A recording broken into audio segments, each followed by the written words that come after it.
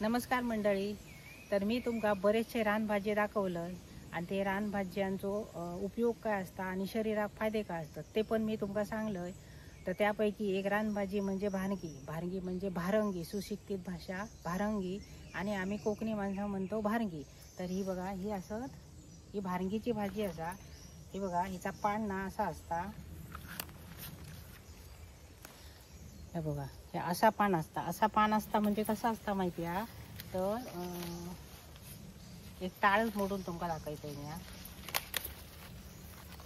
हे बघा, अशी म्हणजे तीन पानं असतात एका घोसाक, आणि त्याका ना असो गुच्छ इलेलो असता, त्याका फुला फुलतात. आणि ही भाजी कवळी असताना त्यावेळी ह्या पानांची भाजी केली जातात. तर मी आता करतले फुलांची भाजी. तर ही बघा, फुला मस्तपैकी फुलली होत. तर काढून घेते मी आधी. तर ही भाजी असताना ती फुला फुलली ना, घोस फुलले, ह्याच्यावर फुलपाखरा बसतात, मधमाशे बसतात, किंवा जी काय पक्षी असतात ना लांब चोचेचे, ते मध ओढून घेतात. आणि जे मासे असतात ना, मोहाचे मासे, ते ह्यांच्यावरती बसतात आणि मध गोळा करतात. आणि तो मध आपण आयुर्वेदिक मानलो जाता, म्हणजे पक्को मध मानलो जाता. तो अशी रानात जी फुला फुलतात ना, त्यापासून ती जमा करतात. तर ही रानभाजी असा भारंगी, ती मी काढून घेते आणि त्याची भाजी करतले. चला तर आता काढून घेऊया. मी लय भरडावर आणि मस्तपैकी तुमका हिरव्यागार सगळा तुमका मी दाखवते. तर झकडे थकडे बघूचा ना, थकडे एक एक टाळ असा तो बघा. थैसर सुद्धा एक टाळ असा तो बघा. पण त्याला फुलान गेली, फुला फुलतात आणि त्याला फळा धरतात, ती सुद्धा तुमका दाखवते. ह्या बघा, ह्या एक आयुर्वेदिक झाड असा, त्याका म्हणतात कोडी मोगरी.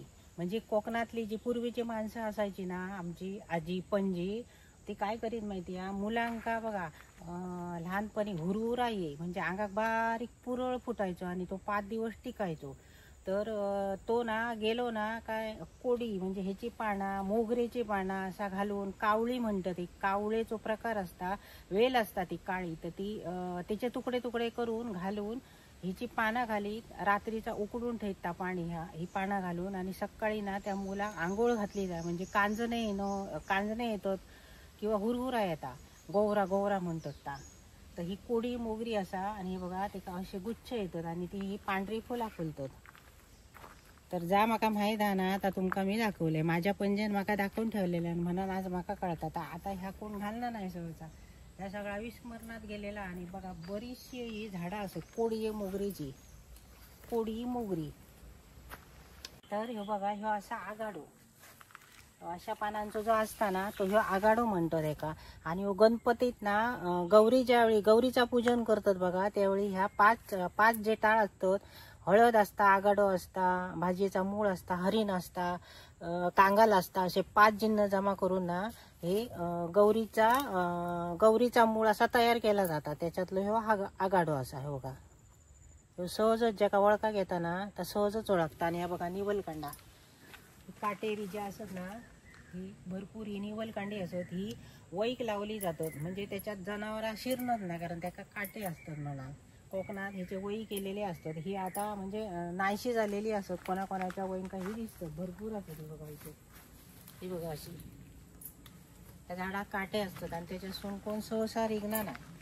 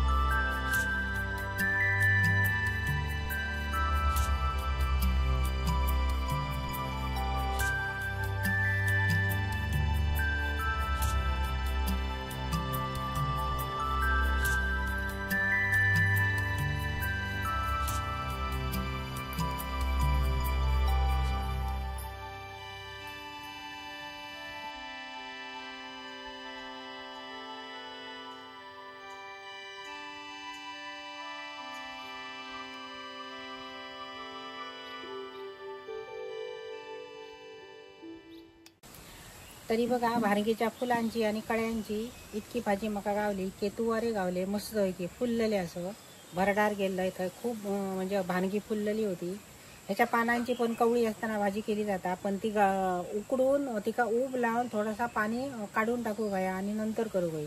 पण या फुलांची तशी ना असा ह्याची डायरेक्ट करू गई, कारण आपणा जीवनसत्व सगळा गावा गया त्या भाजीतला आणि ती डायरेक्ट फुलांची भाजी करू गई. तर मी तशीच करतले. चला तर बघूया. तर ही असा भांगीची फुलं आणि ह्याची आता फुला कशी काढतो ते दाखवते तुमका. ही फुला असतात ना ती काढून घेऊ गई आणि त्याचे हे कळे असतो ते बघा, निळे निळे कळे असतात ते काढून घेऊ गई.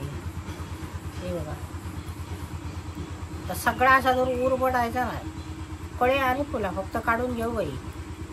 तर ह्याची ना भाजी, ह्या पाल्याची भाजी पाऊस लागलो ना काय ती रुजान येतात. रुजान म्हणजे ह्याची एक मुंडलीच असता, खाली जमिनीत ना ह्याचा मूळ असता आणि का पाणी नसल्यामुळे उन्हाळ्यात ना तर मरण गेलेला असता आणि पाऊस लागलो ना का त्याका तुरो येता त्या मुंडले आणि अशी भांगी झकडे थकडे भांगी जाता. आताशी ना भरडावर ही जी फुलली आहे ना ती बक्षात ना, तर म्हणजे जी जेव्हा ही फुलता ना त्यावेळी ती भांगी अशी झकडे थकडे कळता आणि जी फुलणार नाही ना ती बऱ्याचशा माणसांका भांगी कळणार नाही.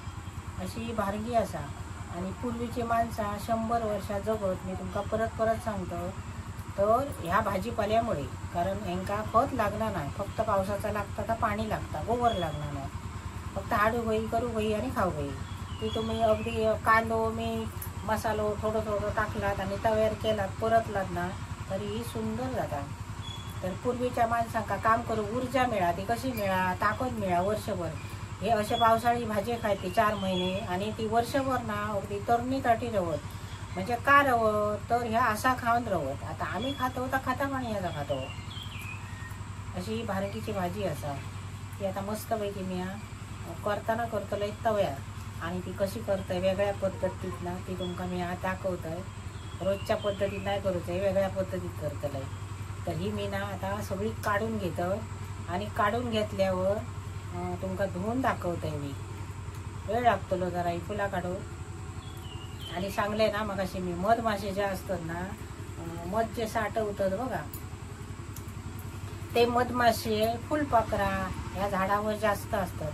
कारण त्या फुलासून ना सकाळी त्यांना मध गावतात आणि तो मध ना गोळा करतात, पोळा बांधतात आणि नंतर तो मध आमका गावता. तो मध खरो आयुर्वेदिक असता.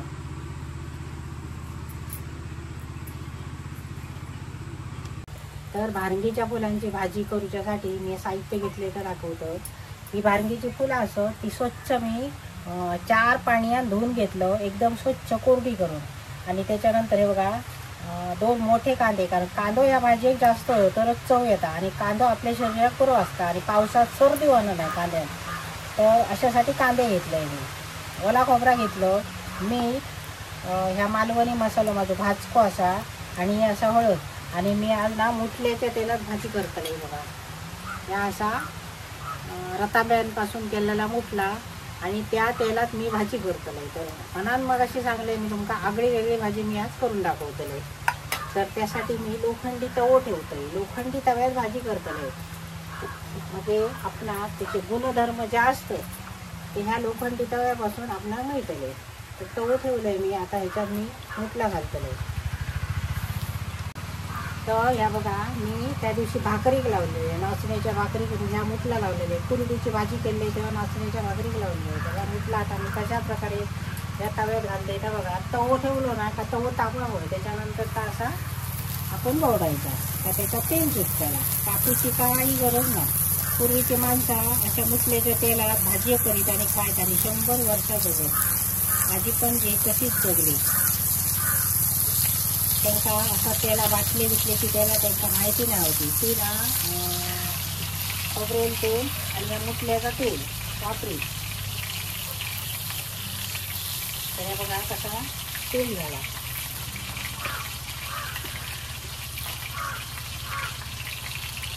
तर या तेल आता तापला, त्याच्यात मी कांदो टाकते पूर्ण. कशी मी आयुर्वेदिक भाजी केली होती बघा. म्हणजे ह्याचे फायदे जास्तीत जास्त आपल्या शरीरात लागतले.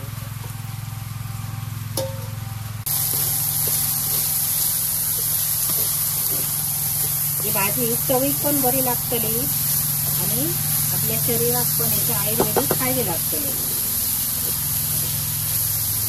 ही भाजी करून ना एकदम साधी आणि सोपी आता. आता काय हरळ फराळ लागणार नाही. मी तर तुमच्या हरळ फराळ काय घालूच नाही. फक्त मसालो, मीठ, हळद, खोबरा, कांदो. तुमका जर करताना ही भाजी काय घालूचा असतात ना तर तुम्ही करून घाला. कारण आवडीप्रमाणे असतं आणि प्रत्येक गावाची पद्धत असते ती वेगळी असते आणि प्रत्येक रानपिणीचा काही ना काहीतरी जरा वेगळा असता. म्हणजे एकसारखीच भाजी करतो असं विषय नसता. चव तशीच असता आणि करण्याची पद्धतही तशीच असता. म्हणजे वेगवेगळी म्हणता येईल. तर ह्यो कांदो ना आता बरो आहे भाजांदो. तर या कांद्यात मी आता मीठ टाकून घेतलंय. कारण कांद्यात मीठ टाकला का कांदो पटकन भाजता. मी जितकी भाजी आता करतलंय ना कावळणी काढली तितक्याच मी मीठ टाकतले. आणि मीठ टाकताना कमी टाकू काय, कारण का ती फुलं असत ना ती अशी आवळा निघतीची जातात.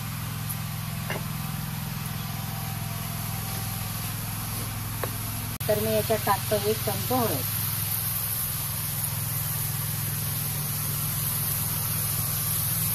आणि त्याच्यातच भाजको मसाला टाकतो. अरे मुठला करू खूप खटपट लागतात. पूर्वीच्या माणसांकरता सहजच जमता. म्हणजे जमा गिरटीत बिये ना सुकवून गिरटीत भरडीत आणि त्याची मुठली तयार करेल.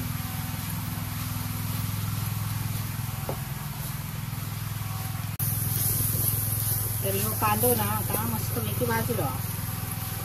तर त्याच्यात मी आता कांद्याची फुलं घालते. ही बघा, बरं ही चिरूची गरज नाही. ही फुला चिरूची लागणार नाही. आणि कोण कोण काय करतो ही फुला ना उब लावतात आणि त्या पाणी गाळून टाकतात. तर ज्याची त्याची आवड असता. पण ही भाजी ना माका त्या सगळ्या गुणधर्मांसकट करूची असा. कारण त्या भाजीतले जे गुणधर्म असतात ते माका वळवत. आणि ह्याच्यावर मी ना आता झाकण द्यायचं. कारण ती भाजी आटा होईया. त्याच्यानंतर उघडून बघला ना आता ती थोडी झालेली असते. त्या भाजीत पाणी कधी घालता का नाही. आग कमी करतो. तर आता उघडून बघूया. ही बघा किती आवळण झाली बघा, कमी झाली. ही भाजी जर आपण गरम पाण्यात घालून उबवून घेतली तर याच्यातले सगळे जीवनसत्व असतात ना ती नाहीशी जातात. आणि तो चोथो जो असा ना तो आपला मिळता. म्हणजे त्याच्यात ती जीवनसत्व आमचा मिळणार नाही. म्हणून ती भाजी अशीच करूची असतात. आणि रानभाजी अशीच करूची असतं. तेव्हा असेच करूच बरे आवडतात. वास सुंदर येत लागली भाजी.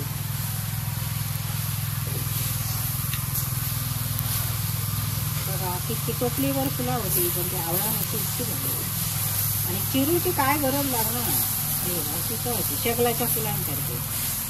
मस्तपैकी भाजी तयार झाली. ही भाजी 7-8 मिनिटात तयार होते. अजून थोडीशी शिजली काय झाला. आणि त्याच्यात मला खोबरं टाकूया. पूर्वीचे माणसं शाक जगत त्याचा आम्ही प्रयत्न करून बघूया.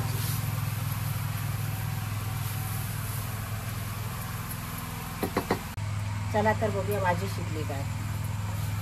बघा मस्तपैकी भाजी शिजली.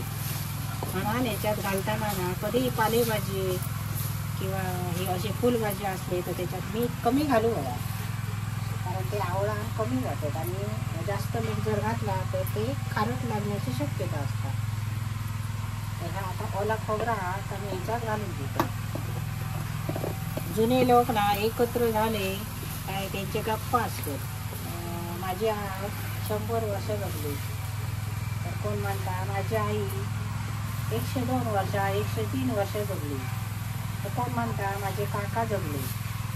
तर ते काय खाण ते ह्या खाई ऐका बरा वाटता. गोष्टी करून लागले का आता ज्येष्ठ नागरिक बस स्टॉपवर भरपूर असतात. तसं त्यांचे कधी कधी असे गोष्टी चाललेल्या असतात.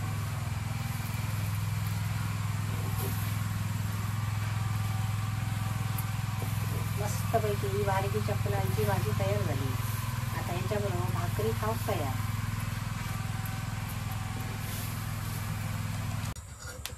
तरी भाजी तयार झालेली आता उतरून घेत आहे. मस्तपैकी सुंदर अशी भाजी तयार झाली बघा. मुठल्यातली मुठला घालून केलेली भाजी. मस्त वास येतो सुंदर भाजी येतो. तर ही मी या भांगीच्या फुलांची भाजी रतांब्याच्या मुठल्याचा तेल घालून ही भाजी बनवलंय. कशी रेसिपी झाली ती माका जरूर सांगा कमेंट करून. आणि ही भाजी आवडली तर लाईक करा, शेअर करा आणि सबस्क्राईब करा. आणि तुम्ही पण भांगीची भाजी अशी खावा.